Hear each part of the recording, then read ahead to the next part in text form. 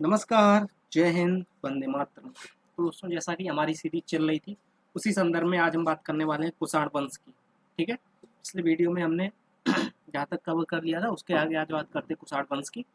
तो बेसिकली जो कुषाण थे, ये मध्य एशिया के निवासी थे।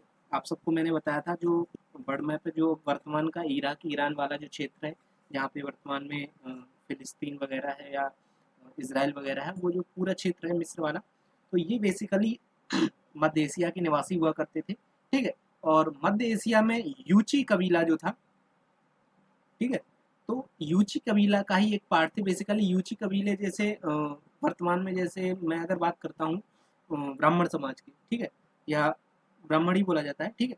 तो ब्राह्मण समाज की जब हम बात करते हैं तो उसमें ब्राह्मण समाज में बेसिकली आपने देखा होगा कि द्विवेदी होते हैं जिनको दो वेदों का ज्ञान होता है, त्रिवेदी होते हैं जिनको तीनों वेदों का ज्ञान होता है, ठीक है? चतुर्वेदी होते हैं जिनको चारों वेदों का ज्ञान होता है। इस तरीके से जब मतलब जिस समय ये सारा कुछ बना था, तो जो ब्राह्मण थे उनका उस तरीके से मतलब डिवाइडेशन किया गया था। वर्तमान में तो हालांकि सब जन्मजात है, ठीक है? मतलब उस पर बात नहीं कराएंगे। तो इसी तरीके से एक यूची कबीला हुआ करता था। तो यूची कबीलों को बेसिकली पांच भागों में डिवाइड किया गया था और इन्हीं पांच भागों में एक भाग था जिसको कुषाण बोला गया था। और ध्यान रखिएगा इसी यूची कबीले के एक था जो कि हूर था, और इसी यूची कबीले में जो तैमुरलंग वाला जो पार्ट आता है वो लोग हुआ करते थे, ठीक है? इसी में इसी यूची कबीले का एक भाग था जिसमें जिसको बेसिकली जिसके आने वाले समय में जिस लोगों ने स्वयं को कुषाण बोला। तो बेसिकली ये जो कुषाण था इसकी कभी कभी क्वेश्चन इस तरीके से आता है कि जो कुषाण था, कुषाणों का जो मूलतः उद्गम है वो किस प्रजाति से हुआ है, तो वो हो जाएगा आपको यूची कबीला का, ठीक है? और ये बेसिकली मध्य एशिया के निवासी हुआ करते थे। अब बात करते हैं कुषाण वंश का जो क्षेत्र था मध्य एशिया के आनु दरिया नदी से लेकर वर्तमान की गंगा नदी तक फैला हुआ था, ठीक है? हालांकि ये नहीं पूछा जाएगा आपसे, ठीक है? तो अब बात करते हैं इसके आगे। तो कुषाण वंश का जो संस्थापक था वो कुडुल कस्फीस था। ये मैंने शायद लास्ट वीडियो में भी आपको बताया था, ठीक है? तो कुजुल कड़फिसस इसका संस्थापक हुआ करता था कुषाण वंश का, ठीक है? और बात करते हैं कि तांबे का सिक्का जो था वो इसी ने चलाया था, यानी कुषाणों ने ही सब सर्वप्रथम तांबे के सिक्के चलाए थे। और इस वंश का जो अगला शासक था वो था बिम कड़फिसस, ठीक है? ध्यान रखिएगा कुजुल कड़फिसस, उसके बाद में बिम कड़फिसस, ठीक है? कुजुल बिम, कुजुल बिम, बिम बिम से आप ध्यान रख सकते हैं, बिम बिम जो बर्तन धोने वाला होता है, ठीक है? तो ये हो जाएगा आपका दूसरा शासक, ठीक है? कुजुल, और कुजुल के बाद में दूसरा शासक हो जाएगा हमारा बिम, ठीक है?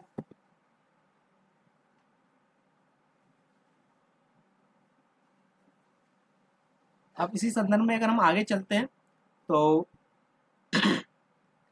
बिम कड़फिसस था जो कि इस वंश का कह सकते हैं कि शक्तिशाली शासक जहां तक रहा होगा, ठीक है? देखते हैं आगे। बिम कड़फिसस को ही इस वंश का बेसिकली कहा जाता है वास्तविक संस्थापक, ठीक है? और बिम कड़फिसस जो था ये शैव धर्म को मानने वाला था, ठीक है? और कुषाण वंश का जो सबसे ज्यादा प्रतापी शासक हुआ करता था वो था कनिष्क। ध्यान रखिएगा इसी कनिष्क के संदर्भ के साथ जो शासन काल था, उस समय बौद्ध संगीति हुई थी कश्मीर में, जो चौथी बौद्ध संगीति थी, मैंने आपको पढ़ाया था, ठीक है? आगे यहाँ पे लिखा भी है, जो कश्मीर में हुई थी। तो कुषाण वंश का सबसे प्रतापी शासक था वो था कनिष्क, और इसने 78 ईस्वी में अपना राज्याभिषेक करवाया और इस अवसर पर इसने शक संवत प्रारंभ किया था। ध्यान रखिएगा इसने क्वेश्चन इस तरीके से आता है कि शक संवत का प्रारंभ किसने किया था, क्योंकि शक संवत से आप इसका इस तरीके से अनुमान लगा सकते हैं, चूंकि शकों का भी एक राज्य हुआ करता था, एक कह सकते हैं पूरी डायनेस्टी थी शकों की। तो बेसिकली बच्चे यहाँ पे गलती करते हैं कि शक संवत का प्रारंभ किसी न किसी शक शासक ने ही किया होगा, और उसमें अलग अलग शासकों के नाम रहेंगे, जैसे कनिष्क है या अशोक है, और एक शक शासक का नाम दे दिया जाएगा। इसके अलावा किसी एक अन्य शासक का नाम दे दिया जाएगा। तो उसमें सबसे पहले बच्चा क्या सोचता है कि शक संवत पूछा गया तो जो शक राजा है इसी ने शक संवत चलाया होगा, लेकिन वहां पे आप लोग जो आंसर होता है उसको गलत कराते। बेसिकली जो शक संवत का प्रारंभ मैंने जब आपको ये पढ़ाया भी था, ठीक है? विक्रम संवत मैंने आपको पढ़ाया था, उस समय भी मैंने ये देखिए आपको बताया था कि शक संवत का प्रारंभ जो है शक संवत से कनिष्क ने 78 ईस्वी में अपने राज्याभिषेक के समय प्रारंभ किया था, ठीक है?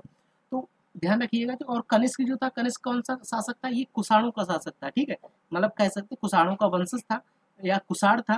तो शक संवत का जो प्रारंभ था वो कनिष्क ने किया था, जो कि एक कुषाण था, ठीक है? अब बात करते हैं, इसने अपनी राजधानी पेशावर को बनाया था। पेशावर वही वर्तमान कह सकते हैं पाकिस्तान में स्थित है। और जबकि सांस्कृतिक राजधानी इसने मंदूस को बनाया था। ठीक है, अब बात करते हैं कनिष्क ने पाटलिपुत्र पर आक्रमण किया। पाटलिपुत्र जो वर्तमान का पटना का क्षेत्र था, और यहाँ पे आक्रमण किया। और महात्मा बुद्ध का जो भिक्षा पात्र था, भिक्षा पात्र उसको बोलते हैं, जैसे कि आप सभी ने देखा होगा, आप सभी के क्षेत्र में कहीं ना कहीं कोई ना कोई कह सकते हैं सन्यासी कोई आया होगा, या आप ने कहीं ना कहीं पे चौराहे पे भिखारी बैठे तो देखे होंगे। तो भिखारी के जहाँ पे बैठा होता है, भिखारी के आगे एक कटोरा रखा होता है। तो बेसिकली जो भीख होती है, भीख उसका जो तत्सम स्वरूप होता है, तत्सम स्वरूप होता है भिक्षा। ठीक है, और वो जो उसका कह सकते हैं कि कटोरा होता है, या जो उसका जो भी है जहाँ पे जिसमें वो भिक्षा मांगता है, उसको बोलते हैं पात्र।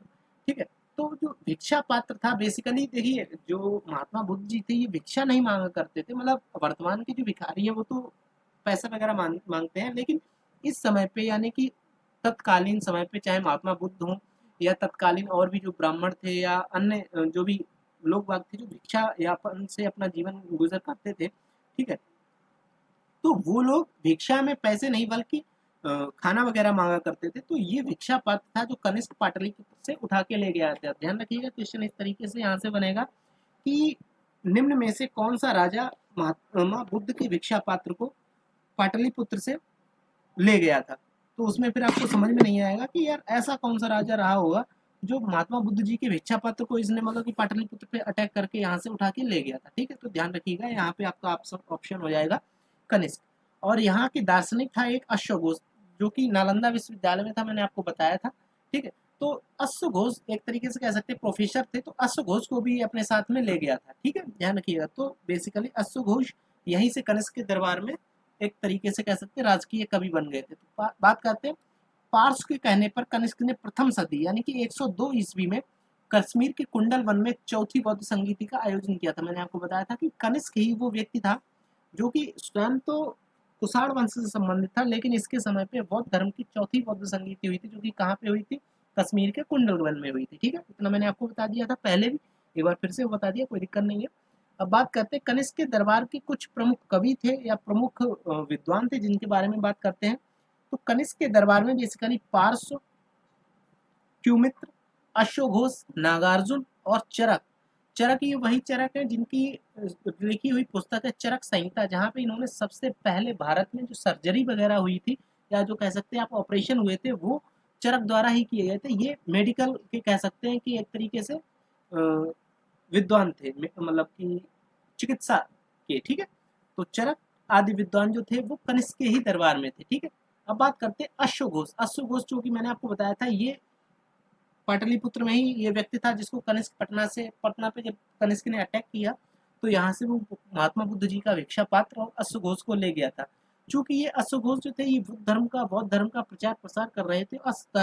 अश्वघोष जी ने ही बुद्ध चरित्र नामक एक पुस्तक है, उसमें लिखा, उसमें महात्मा बुद्ध जी के पूरे जीवन की जो चर्चा वगैरह है उसको किया गया। तो कुल मिला के आपको ध्यान ये रखना है कि बुद्ध चरित्र नामक जो पुस्तक है महात्मा बुद्ध जी के ऊपर, उसकी रचना किसने की थी, तो उसकी रचना की थी अश्वघोष ने। ठीक है, ध्यान रखिएगा। अब बात करते हैं, मैंने आपको ये बता ही दिया कि चरक थे, तो चरक ने चरक संहिता लिखी, और ये वैद्य थे या डॉक्टर थे, जो कि मैंने आपको बताया था मेडिकल साइंस के कह सकते हैं कि आप पीएचडी होल्डर थे। ठीक है, अब बात करते हैं कि नागार्जुन ने माध्यमिक सूत्र में सापेक्षिकता के सिद्धांत की चर्चा की है, अतः इन्हें भारत का आइंस्टीन भी बोला जाता है। तो ध्यान रखिएगा, क्वेश्चन यहाँ से बनेगा कि निम्न में से किस कवि को या किस विद्वान को भारत का आइंस्टीन बोला जाता है, तो कौन हो जाएंगे, नागार्जुन। ठीक है, आई होप क्लियर हुआ होगा। अब बात करते हैं, नागार्जुन बौद्ध धर्म के शून्यवाद को मानते थे। मैंने आपको बताया था बौद्ध धर्म जब डिवाइड हो गया था तो उसमें से एक नया वो जन्म दिया था शून्यवाद, जो किसी को नहीं माना करते थे, तो उनमें से एक थे नागार्जुन। ठीक है, अब बात करते चौथी बौद्ध संगीति में, बेसिकली ये दो भागों में डिवाइड हो गया था, बौद्ध धर्म हीनयान और महायान। जब मैंने आपको बौद्ध धर्म पढ़ाया था उस समय मैंने ये सारा आपको क्लियर किया था। तो बात करते हैं तो चौथी बौद्ध संगीति में बौद्ध धर्म जो था हीनयान और महायान में परिवर्तित हो गया था, या कह सकते हैं कि डिवाइड हो गया था। अब बात करते हैं जो कनिष्क राजा था वो बौद्ध धर्म की महायान शाखा को मानता था। इसको आप किस तरीके से रिलेट कर पाएंगे, चूंकि कनिष्क था, राजा था, महान था और उच्च पद पे बैठा था, और हीनयान और महायान को आप प्रोनाउंसिएट करके यानी कि उच्चारण करके समझ सकते हैं। हीन हीन यानी कि नीचे वाला और महा यानी कि ऊपर वाला। अब ऊपर चूंकि राजा बैठा तो राजा से ऊपर कौन होता है, तो नॉर्मल सी बात है, कनिष्क है, राजा है तो महायान को ही फॉलो करेगा।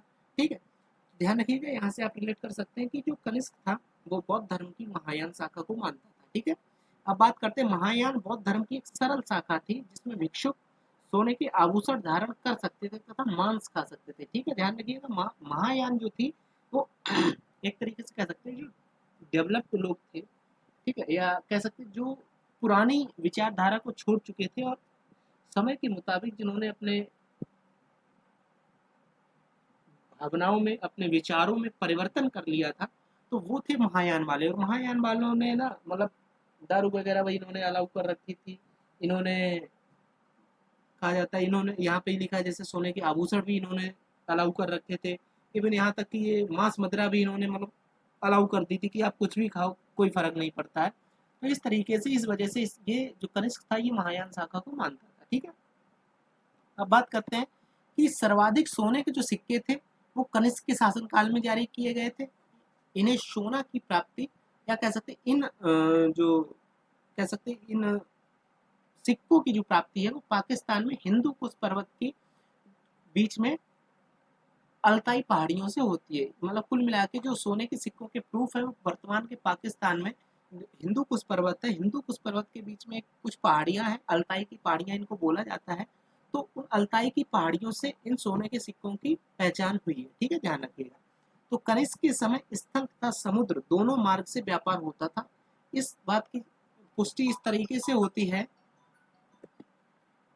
कि जो कनिष्क था उसके समय पे देखो स्थल मार्ग तो चल ही रहा था, इसके अलावा समुद्र मार्ग भी उस समय चल रहा था। ठीक है, क्योंकि कनिष्क के समय उत्तर भारत में जैसे बंगाल है तो बंगाल में जो ताम्रलिप्त बंदरगाह था, वहीं दक्षिण भारत का जो सोपारा बंदरगाह ये प्रमुख थे। ठीक है, तो ध्यान रखिएगा, ध्यान, ये कुछ बंदरगाह है जिनको आपको ध्यान रखना पड़ेगा। यदि आप मतलब अब तो खैर चाहे किसी भी एग्जाम में बैठे अब अपर लेवल का ही सारे क्वेश्चन पूछे जा रहे हैं। ठीक है, तो अब इतना तो नॉर्मल ही है, आपको पढ़ना ही पड़ेगा।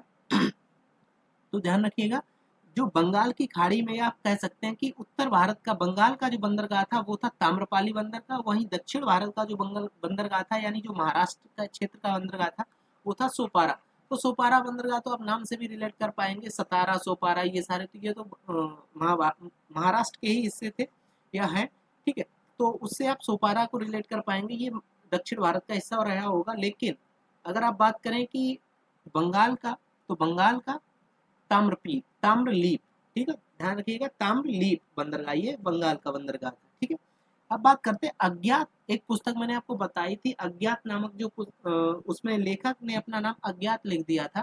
ठीक है, और उस पुस्तक का नाम था Periplus of the Erythraean Sea, POAS। ठीक है, इसकी जानकारी निकली है कि कनिष्क का सर्वाधिक व्यापार रोम से होता था। यानी कि ये जो पुस्तक है पेरिप्लस ऑफ इरेथ्रियन सी, तो ये पुस्तक किसी व्यक्ति ने लिखी है और उसने जो जहाँ पे जैसे कि लिखा जाता है ना कि राइटर, जैसे कि मैं अपने कोई थंबनेल बनाता हूँ, थंबनेल में नीचे आपको सबको पता होगा, चाहे कोई भी बनाए तो नीचे डाल देता है ना, बाई डॉट डॉट डॉट ये, बाई ये टीचर, बाई ये सर, बाई ये सर, ऐसे करके। तो इसी तरीके से जो पुस्तक लिखी जाती है तो पुस्तक में एक लेखक अपना जो स्टार्टिंग के जो दूसरा यानी तीसरा पेपर होता है वो लेखक उसमें अपने कुछ अलग विचार लिखता है पर्सनल जिंदगी से संबंधित, तो वहां पे नीचे लिख दिया जाता है लेखक, लेखक के आगे उसका नाम।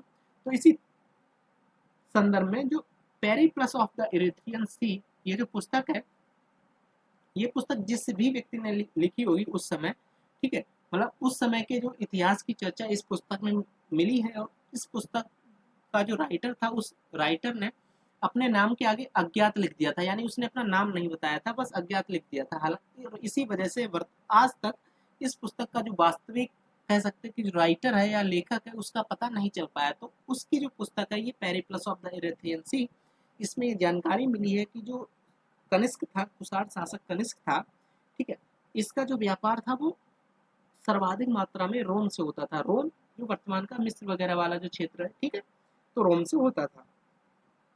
अब बात करें कनिष्क के समय पे पहली बार नाशपाती की खेती प्रारंभ की गई थी। ध्यान रखिएगा, क्वेश्चन ये बनेगा कि निम्न में से किस शासक के समय पे सर्वप्रथम नाशपाती की खेती प्रारंभ हुई थी।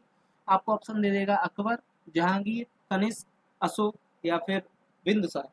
तो फिर अब आपको यहाँ पे कंफ्यूज नहीं होना, आपको सीधा लगाना है कि नाशपाती की जो खेती है वो कनिष्क के समय पे प्रारंभ हुई थी। इसको आप रिलेट इस तरीके से कर पाएंगे, नाश नाश यानी कि सर्वनाश हो जाता है, सब कुछ खत्म हो जाता है, ठीक है। और कनिष्क के समय पे ही जो बौद्ध संगीति हुई थी, वहाँ पे ही बौद्ध धर्म दो भागों में डिवाइड हो गया था, हीनयान और महायान। इससे ये मतलब निकलता है कि बौद्ध धर्म का एक तरीके से नाश की ओर अग्रसर हो गया था, ठीक है। तो बौद्ध धर्म का नाश कहाँ पे हुआ था? कनिष्क के समय पे। तो इसी वजह से जो नाशपाती की खेती थी वो कनिष्क के समय पे हुई थी। आई होप क्लियर था, ठीक है। अब बात करते हैं इसी के समय पे अरब नाविक हिप्पालस ने मानसून की खोज की थी। ध्यान रखिएगा, जो मानसून की खोज थी वो किस वैज्ञानिक ने की थी, या कह सकते किस व्यक्ति ने की थी, वो उसका नाम है हिप्पालस। हिप्पालस, हिप्पालस, हिप्पालस, ठीक है। तो कुल मिला के आई होप इतना क्लियर हुआ होगा आपका। अब बात करते हैं रेशम मार्ग। बेसिकली ये काफी इंपॉर्टेंट बात बन जाती है, सिल्क रूट। तो सिल्क रूट के बारे में ये कहा जाता है, ये वर्तमान में यदि आपने भारत का मैप देखा हो, ठीक है, तो वर्तमान का जो कश्मीर वाला एरिया है, जैसे कि सपोज ये हमारा कश्मीर है, ठीक है, यहाँ से आप रिलेट कर पा रहे होंगे, ठीक है, यहाँ से रिलेट कर पाए। ये यहाँ से आपका नेपाल वगैरह है, ये पूरा तिब्बत था, और तिब्बत के इस तरफ यहाँ पे चीन था।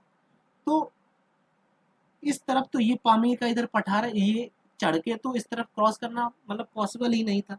तो ये जो चाइना वाले थे, क्योंकि सबसे पहले जो रेशम की खोज हुई थी चाइना में हुई थी, चाइना वाले क्या करते थे, जो रेशम वगैरह का व्यापार होता था, या कह सकते हैं रेशम उनको बेचना होता था, वो चाइना वाले इस तरीके से इधर से आके और यहाँ से कश्मीर से होके इस तरफ, क्योंकि और इस तरफ जैसे अगर ये अफगानिस्तान पाकिस्तान वाले क्षेत्र में भी घुस जाए तो यहाँ पे भी केवल हमारा जो यहाँ पे ये खैबर पख्तूनवा पास था, खैबर पास जो है, यहीं से होके रास्ता जो मिडिल ईस्ट था या पश्चिमी देश थे उनको जाता था।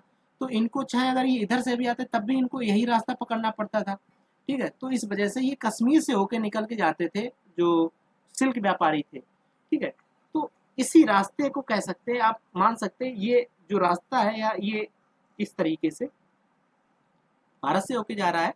तो इसी रास्ते को सिल्क रूट बोला गया था। सिल्क रूट यानी कि रेशम मार्ग, क्योंकि ये रेशम की रेशम के व्यापारी थे, ठीक है, और रेशम को बेचने के लिए जाते थे। तो इस वजह से जिस रास्ते से वो लोग जाते थे, वो या व्यापारी जो लोग थे वो जिस रास्ते को पकड़ फॉलो करते थे, जिस रास्ते से होके जाते थे, उस रास्ते का नाम ही रेशम मार्ग रख दिया गया था, ठीक है। तो ये चीन चीन से रेशम व्यापार को यूरोप, फारस तथा मध्य एशिया से जोड़ता था। मैंने आपको बताया जिस रास्ते का ये उपयोग करते थे उस रास्ते का नाम ही रेशम मार्ग रख दिया गया था, ठीक है।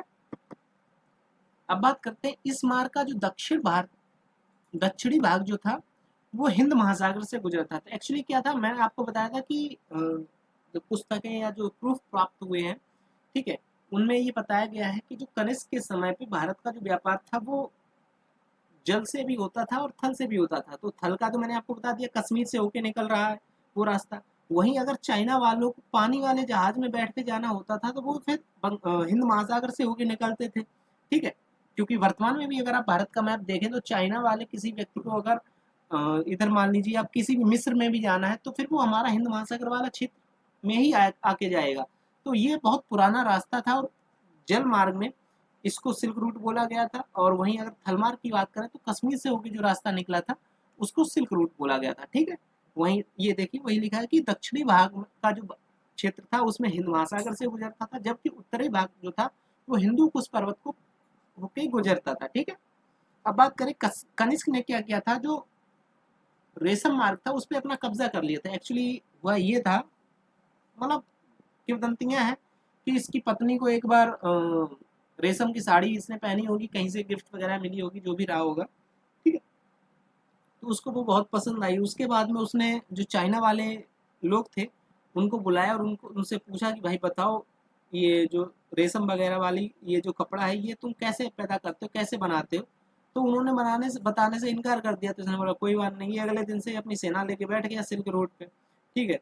अब जैसे ही जो चाइना के व्यापारी थे वो इस रास्ते से निकले और इसने यहाँ पे अपनी आर्मी के साथ में ये बैठे ही हुआ था, और ये अपनी सेना लेके सिल्क रूट पे यानी कि रेशम मार्ग पे पहले से ही बैठा हुआ था। जैसे ही वो यात्री वगैरह आए और इसने अटैक कर दिया, उसके बाद उन सबको पकड़ के लेके आया अपने, मतलब जहाँ भी इसका कह सकते जो इसकी राजधानी थी वहाँ पे, ठीक है। फिर बोला कि अब बताओगे या नहीं है, यहीं पे तुम्हारे सर धड़ से अलग करते हैं इस तरीके से। तो कुल मिला के कह सकते हैं कि, और ये फिर यहाँ से फिर टोल भी वसूलने लगा था। जैसे वर्तमान में आपने टोल देखे होंगे हाईवे पे लगे होते हैं, तो उस रास्ते को इस्तेमाल करने के लिए आपको सरकार को एक टोल देना पड़ता है, आप कह सकते पैसा देना पड़ता है, जिसको टोल बोला जाता है। उसी तरीके से इसने रेशम मार्ग पे कब्जा कर लिया था, और उसके बाद में फिर ये वहाँ से भी निकलने वाले यात्री से कर लेने लगा था। ठीक है, रेशम मार्ग से होकर जाने वाले व्यापार पर कनिष्क टैक्स लेता था, और जो कि इसकी अर्थव्यवस्था का कह सकते हैं एक बहुत बड़ा स्रोत था। और लगभग 105 ईस्वी में कनिष्क की मृत्यु हो गई थी। ध्यान रखिएगा, इसके संदर्भ में केवल 2 सनें आपको ध्यान रखनी है, जो जिसमें सबसे ज़्यादा है इम्पोर्टेंट 78 ईस्वी, जहाँ पे इसने शक संवत को प्रारंभ किया था। ठीक है, अब इसके बाद में इसके जो उत्तराधिकारी थे वो उतने योग्य नहीं आ पाए, जिसकी वजह से जो छोटे छोटे सामंत थे वो अलग होने लगे थे, और इस तरीके से जो कुषाण वंश था वो खंडित हो गया और फिर समाप्त हो गया। ठीक है, और इस वंश का जो अंतिम शासक था वो था वासुदेव। ठीक है, और जहाँ तक मतलब जो किंवदंतियों में या प्रूफ मिल रहा है वो वासुदेव का ही मिला है, और इसी के सामंत ने आगे चलकर गुप्त वंश की स्थापना की। जो कुल मिला के कह सकते हैं जो गुप्त वंश के जो राजा थे वो पहले, मतलब गुप्त वंश की स्थापना होने से पहले वो कहाँ के सामंत थे, वो कुषाणों के सामंत थे। ठीक है, तो इसी वंश के जो सामंत थे उन्होंने आगे चलकर गुप्त वंश की स्थापना कर दी, और उसके बाद में अब जो अगला वीडियो होगा कल का, उसमें मैं आपको गुप्त वंश के बारे में विस्तृत चर्चा करूंगा। ठीक है, अब बात कर लेते हैं इसके शासन काल में कुछ मूर्ति निर्माण की कुछ अलग अलग कलाएं प्रचलित हुई थी, जिसमें एक हो जाती है गांधार कला शैली, तथा दूसरी मथुरा कला शैली, और तीसरी अमरावती शैली। ठीक है, इनके बारे में चर्चा कर लेते हैं। गांधार शैली, गांधार मैंने आपको जब मतलब बताया था, जो वर्तमान का जो अफगानिस्तान वाला एरिया था वो वहाँ पे गांधार स्थित था। वहीं मथुरा, मथुरा तो वर्तमान में भी मथुरा में ही क्षेत्र में स्थित है। वहीं अगर अमरावती की बात करें, ये दक्षिण भारत का जो क्षेत्र था, जहाँ पे आप वर्तमान में भी, जैसे कि जो आंध्र प्रदेश की राजधानी है वो अमरावती है वर्तमान में। ठीक है, पहले आंध्र प्रदेश की राजधानी हैदराबाद थी, लेकिन वर्तमान में जब से तेलंगाना अलग अलग हुआ है, तो तेलंगाना की राजधानी हैदराबाद हो गई। वहीं अगर आंध्र प्रदेश की बात करें तो आंध्र प्रदेश की राजधानी अमरावती हो गई। तो कुल मिला के ये क्षेत्र वाइज जो शैलियां हैं उनको डिवाइड किया गया था। तो इस तरीके से आप ध्यान रख पाएंगे कि गांधार कला शैली है, इसका विकास कनिष्क के समय पे हुआ था। इसे मिश्रित शैली भी कहा जाता है। ठीक है, और चूंकि इसमें यूनानी, मौर्य तथा शुंग काल की कलाएं भी शामिल थी, और इस कला में सर्वाधिक मूर्तियां भगवान बुद्ध की बनी हुई थी, और इस शैली में मूर्ति काले पत्थर की होती थी। ठीक है, तो यहाँ से आपको बस 4 पॉइंट याद रखने हैं। हालांकि कला शैली से क्वेश्चन इस तरीके से आएगा कि निम्न में से किस शैली को मिश्रित शैली बोला जाता है। ठीक है, अब आपको तीनों ऑप्शन दे देगा, गांधार कला शैली, मथुरा शैली, अमरावती शैली। अब बताओ, या इनमें से कोई नहीं, अब या कुछ भी ऑप्शन दे सकता है। तो अब इसमें से आपको ध्यान रखना है कि जो गांधार शैली है उसको मिश्र शैली बोला गया। क्यों बोला गया गांधार? अगर मैंने आपको मैप के अकॉर्डिंग आप रिलेट कर पाए, तो वर्तमान का जो अफगानिस्तान का क्षेत्र है वहाँ पे गांधार था, और अफगानिस्तान का जो बॉर्डर है वो कहाँ कहाँ से टच होता है, इधर आप ध्यान अगर रिलेट कर पाए तो मिडिल ईस्ट से भी टच होता है, और इधर अगर पाकिस्तान से टच होता है। कुल मिला के उस समय तो पाकिस्तान था नहीं, तो भारत ही था।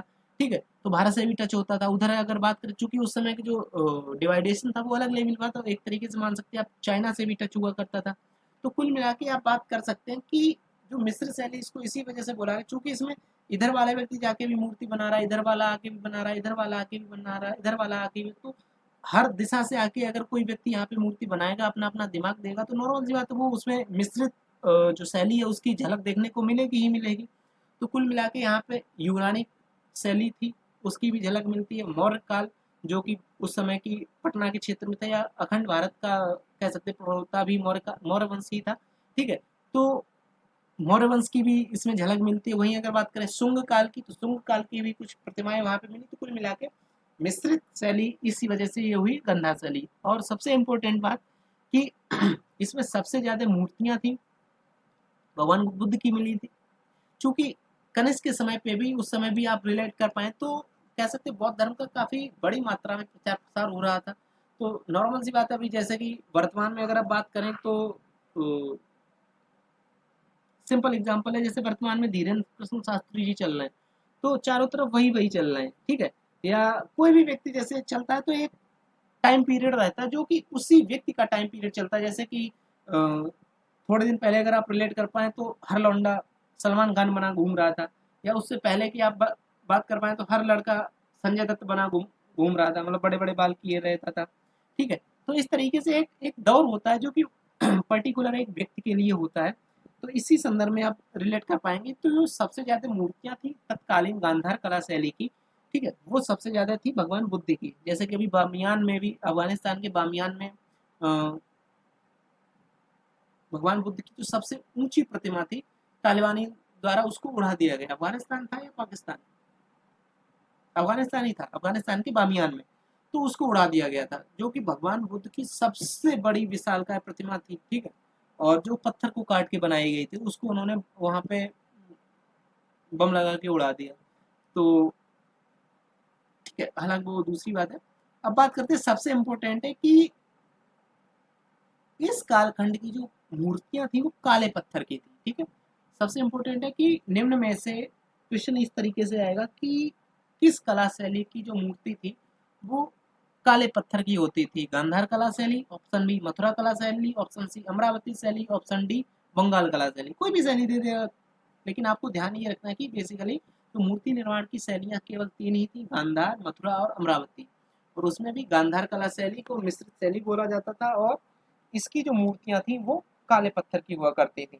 वहीं अगर बात करें मथुरा शैली की, इसे शुद्ध देसी शैली भी कहते हैं। शुद्ध देसी से आप रिलेट कर सकते हैं, जैसे कि मथुरा, आगरा या फिर उत्तर प्रदेश का ही कोई व्यक्ति है, तो वो एक तरीके से अपना देसी अंदाज में रहता है। तो फिर और इधर के ही लोगों को जनरली देसी भी बोला भी जाता है, ठीक है। तो मथुरा शैली एकदम शुद्ध देसी शैली थी। इसमें भी भगवान बुद्ध की मूर्तियां ही बनी थी, लेकिन इसमें लाल पत्थर का प्रयोग हुआ था। इसको आप इस तरीके से रिलेट कर पाएंगे कि मथुरा है, मथुरा उत्तर प्रदेश में। अगर आपने यूपी जी की पढ़ा है तो वहाँ पे आपको याद होगा कि मथुरा एक ऐसा डिस्ट्रिक्ट है उत्तर प्रदेश का जहाँ पे सबसे कम वर्षा होती है। क्यों होती है? चूंकि मथुरा, मथुरा के बाद में आगरा, और मथुरा से ही टच हो रहा है इधर राजस्थान, ठीक है, इस तरीके से। तो ये पूरा एरिया तो राजस्थान है। अब राजस्थान में तो होती है भाई भयंकर गर्मी, और जो राजस्थान का जो पत्थर है, मकराना का या कहीं का भी पत्थर हो, वो सबसे ज़्यादा फेमस है, ठीक है। और वहाँ का भी जो लाल पत्थर है, क्योंकि जैसे कि चाहे आप इस तरीके से रिलेट कर पाए, उसको छोड़ो राजस्थान को, जैसे मथुरा के बगल में है आगरा, और आगरा में है क्या? लाल किला। जो आगरा वाला किला भाई लाल ही किला है ना। और वो पूरा जो किला है वो लाल पत्थर से बना हुआ है। तो वो लाल पत्थर कहाँ से आया होगा? भाई मथुरा से बगल में आगरा। तो फिर क्या इससे आप रिलेट कर पाए? क्योंकि उस समय तो आगरा अलग जिला नहीं रहा होगा, मथुरा ही एक तरीके से पूरा जिला रहा होगा। तो लाल पत्थर सबसे ज्यादा कहाँ पे है? आगरा में। उस समय आगरा था नहीं, उस समय क्या था? मथुरा। तो इस तरीके से आप रिलेट कर पाएंगे। तो मथुरा शैली में सबसे ज्यादा लाल पत्थर का प्रयोग हुआ था। वहीं अगर बात करें अमरावती शैली की, तो इसका क्षेत्र मैंने आपको बता ही दिया, वर्तमान का आंध्र प्रदेश है, और आंध्र प्रदेश की राजधानी भी अमरावती ही है। और इसका जो विकास हुआ था वो सर्वाधिक सातवाहन काल में हुआ। तो मैंने आपको बताया था कि सातवाहनों ने अपनी जो राजधानी थी, अपनी कैपिटल थी, वो आंध्र प्रदेश में स्थापित कर ली थी, ठीक है। तो इससे आप रिलेट कर पाए कि अमरावती जो शैली है उसका सर्वाधिक विकास सातवाहन काल में हुआ था, और सातवाहनों की राजधानी आंध्र प्रदेश का क्षेत्र था। तो इस वजह से जो अमरावती शैली है वो आंध्र प्रदेश के रीजन में रही होगी। और हालांकि ये तो सिंपल है कि अमरावती जो है वो अमरावती आंध्र प्रदेश की कैपिटल है, तो नॉर्मल सी बात है, वो दक्षिण भारत का क्षेत्र ही रहा होगा। लेकिन ध्यान रखिएगा, ऊपर की जो दोनों शैलियाँ थी, चाहे वो गांधार कला शैली हो या फिर मथुरा कला शैली हो, इनमें भगवान बुद्ध की मूर्तियाँ जो थी वो मतलब अधिक मात्रा में बनी थी। जैसे कि अगर आप मात्रा की बात करें गांधार कला शैली में, ठीक है, तो 80:20 का रेशियो रहा होगा, जहाँ पे 20% हिंदू देवी देवताओं की और 80% भगवान बुद्ध की। वहीं अगर आप बात करें मथुरा कला शैली में, तो मथुरा कला शैली में चूंकि मथुरा भगवान श्री कृष्ण का मुख्य केंद्र रहा है, भक्ति का मुख्य केंद्र रहा है, लेकिन वहाँ पे भी 70 और 30 का रेशियो मान सकते हैं आप, या फिर 60 और 40 का रेशियो मान सकते हैं आप, ठीक है। तो यहाँ पे भी जो ज़्यादा होता है उसका ही बताया जाता है। तो इस तरीके से मथुरा कला शैली में भी आप रिलेट कर पाए तो भगवान बुद्ध की ही जो मूर्तियाँ थी वो अधिक मात्रा में बनाई गई थी। लेकिन वहीं अगर आप बात करें अमरावती शैली की, तो अमरावती शैली में जो हिंदू देवी देवताओं की मूर्तियाँ थी वो अधिक मात्रा में बनाई गई थी। इस वजह से अमरावती शैली को हिंदू शैली भी बोला जाता है, ठीक है। आई होप आपको क्लियर हुआ होगा। कल के वीडियो में हम बात करेंगे गुप्त साम्राज्य की या गुप्त वंश की, क्योंकि कुषाणों के ही जो सामंत थे उन्होंने ही आगे चलकर गुप्त वंश की स्थापना रखी थी, ठीक है। तो गुप्त वंश के बारे में कल के वीडियो में विस्तार चर्चा करेंगे। Okay, bye bye.